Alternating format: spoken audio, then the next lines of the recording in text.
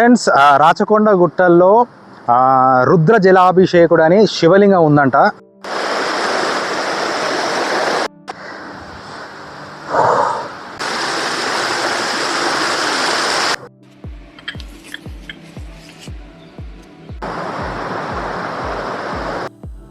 Hi friends, welcome back to Tirumal vlogs. ఈ వ్లాగ్లో నేను రాచకొండ గుట్టల్లో ఉన్నాను. రాచకొండ గుట్టల్లో ఉన్నటువంటి శివలింగం ఒకటి ఉంటుంది. ఆ శివలింగం ఏంటంటే జలాభిరుద్రుడు. ఈ జలాభిరుద్రుడు అనే పేరు ఎందుకు వచ్చిందంటే అనునిత్యం అభిషేకం జరుగుతూనే ఉంటుందట. అంటే దాదాపుగా చలికాలం కావచ్చు, ఎండాకాలం కావచ్చు, వానాకాలం అయినా సరే అనునిత్యం అభిషేకం జరుగుతూనే ఉంటుందట. ఇందులో విశేషం ఏంటంటే ఇంతటి వరకు ఏ యూట్యూబర్ ఈ శివలింగం దగ్గరికి అయితే వెళ్ళలేదు. అంటే గుట్టల మధ్యలో ఉంటుంది, గుట్ట పైన ఉంటుందంట. గుట్ట పైన ఉంటుంది. ఇప్పుడు మనం అక్కడికి వెళ్ళాలంటే ఇక్కడ కనిపిస్తున్నట్టు ఆ వాగు దాటుకుంటూ వెళ్ళాలి. వీడియోని ఫస్ట్ టైం చూస్తున్నట్టయితే ఖచ్చితంగా సబ్స్క్రైబ్ చేసుకోండి. అలాగే ఎప్పటిలాగానే లైక్ చేయండి. వీడియోను పూర్తిగా చూడండి, చాలా ఇంట్రెస్టింగ్గా ఉంటుంది. అక్కడికి వెళ్ళే ప్రదేశం చాలా ఇంట్రెస్టింగ్గా ఉంటుంది. ఇప్పుడైతే నేనైతే వాగు దాటుకుంటూ వెళ్తున్నా.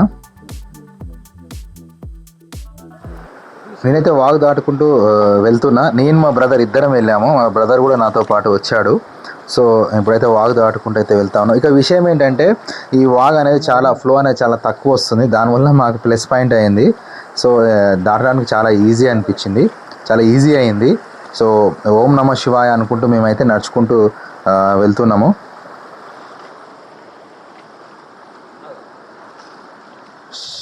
ఫ్రెండ్స్, మొత్తానికైతే వాగైతే దాటాము. వాటర్ ఫ్లో కొంచెం తక్కువ ఉన్నందువల్ల కొంచెం ఏం కాలేదన్నమాట.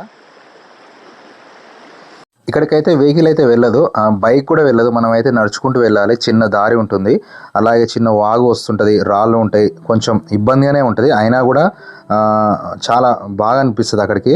ఇప్పుడు మనం ఒక చిన్న చెక్ డ్యామ్ వస్తుంది. అంటే ఇది పురాతన చెక్ డ్యామే, కానీ రీసెంట్గా దాన్ని కొంచెం మరమ్మతులు చేసి అక్కడ వాటర్ స్టోరేజ్ని చేయడం జరిగిందనమాట. ఇప్పుడు మనం అది దాటుకుంటూ వెళ్ళాలి. ఇదనమాట చెక్ డ్యామ్. ఇది అనమాట రాచకొండ గుట్టలు. చుట్టూ రాచకొండ గుట్టలు ఉంటాయి. ఆ రాచకొండ గుట్టల మధ్యలో ఈ శివలింగం అనేది ఉంటుంది.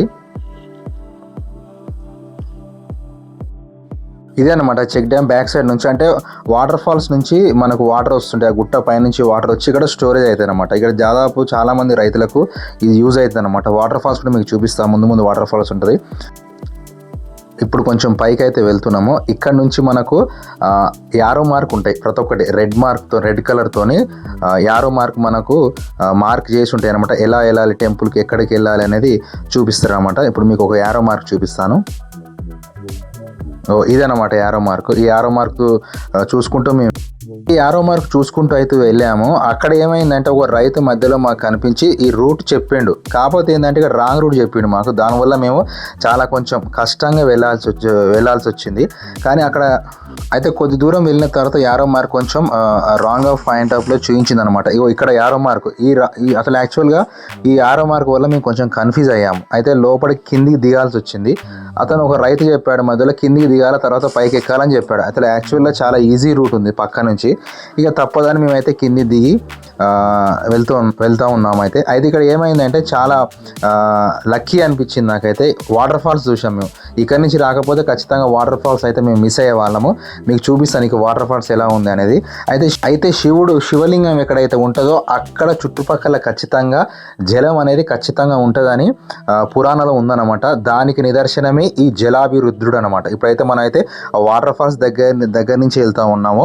వాటర్ ఫాల్స్ సౌండ్ ఎలా వస్తుందంటే ఓం నమ శివాయ అనే సౌండ్ రూపంలోనే వస్తుంది అనమాట. ఇప్పుడు మనం అయితే ఆ గుట్ట అయితే ఎక్కుతున్నాము. అయితే శివుడు అయితే ఎక్కడైతే ఉంటాడో అక్కడ ఖచ్చితంగా జలము ప్రత్యక్షం అవుతుంది అనమాట. ఇదనమాట వాటర్ ఫాల్స్.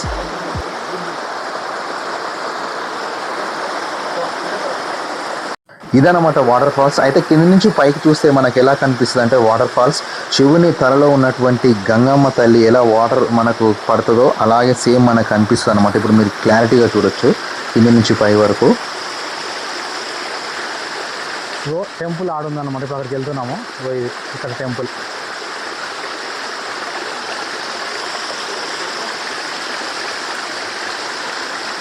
అయితే మొత్తానికైతే పైకి వచ్చిన ఇక్కడ నుంచి వాటర్ ఫాల్ స్టార్ట్ అవుతుంది అనమాట. పైనుంచి స్టార్ట్ అవుతుంది. మనకు తెలియదు ఎక్కడి నుంచి స్టార్ట్ అవుతుంది అనేది.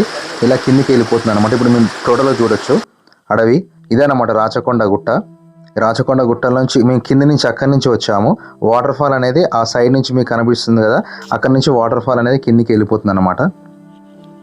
వాటర్ అనేది ఇక్కడి నుంచి కిందికి వెళ్ళిపోతుంది అనమాట. అంటే శివుని తలలో గంగమ్మ ఎలా కిందికి ఇట్లా వెళ్ళిపోతుందో సేమ్ అలాగే ఉంటుంది అనమాట. మేమైతే ఇక్కడి నుంచి వచ్చాము, ఆ లోయ నుంచి.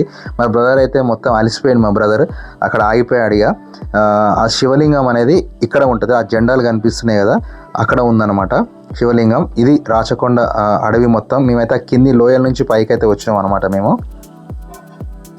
ఇది పురాతన కట్టడం అనమాట. రక్షణ గోడ అనమాట, రాళ్లతో కట్టినటువంటి రక్షణ గోడ కనిపిస్తున్నటువంటి దాదాపు 200 సంవత్సరాల క్రితం కట్టిరనమాట.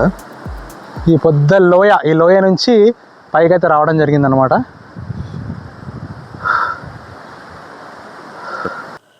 ఓం నమ శివాయ, హరహర మహాదేవ, శంభో శంకర అనుకుంటూ మొత్తానికైతే జలాభివృద్ధుని దగ్గరికి అయితే వచ్చిన.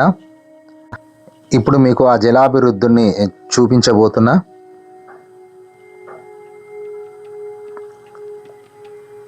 ఓం నమ శివాయ, హరహర మహాదేవ, శంభో శంకర. చంద్రాకారంలో ఉండే జలాభిరుద్ధుడు అనమాట. దాదాపు 200 సంవత్సరాల క్రితము ఈ జలాభిరుద్ధుడిని ఈ రాచకొండ రాజ్యాన్ని పరిపాలించే సింగభూపాలు ప్రతిష్ఠించిందంట. అయితే సింగభూపాలు ప్రతిష్ఠించడానికి కారణం ఏంటంటే, ఈ రాచకొండ గుట్టల్లో ఉన్నటువంటి ప్రజలు ఎవరైతే ఉన్నారో రాచకొండ రాజ్యాన్ని దాటిపోకుండా సకల దేవతలను ఈ రాచకొండ పట్టణంలోనే ప్రతిష్ఠించిందంట. కావున ఇక్కడ ఈ జలాభిరుద్ధుడు అనేది జ్యోతిర్లింగ రూపంలో కనిపిస్తాడు అన్నమాట. మనకు జ్యోతిర్లింగాల్లో ఒక రూపమైన అలాగే కనిపిస్తాడు. అలా జ్యోతిర్లింగాలలో ఉండే రూపమే అలాగే మనకు ఈ శివలింగం ఇక్కడ కనిపిస్తుంది అనమాట.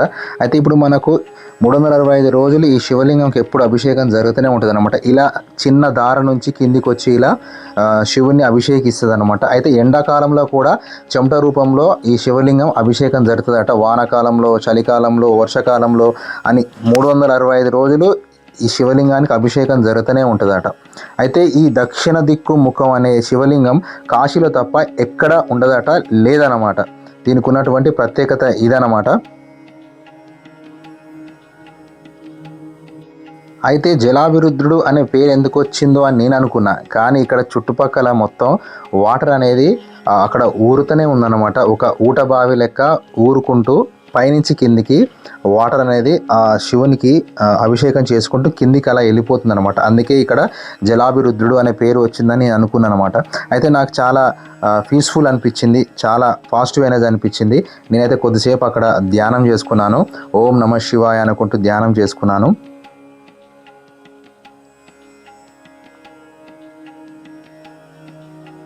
అయితే నాకు ఇక్కడ చాలా పాజిటివ్ ఎనర్జీ అనిపించింది. అందుకే నేను కొద్దిసేపు ధ్యానం చేసుకున్నాను.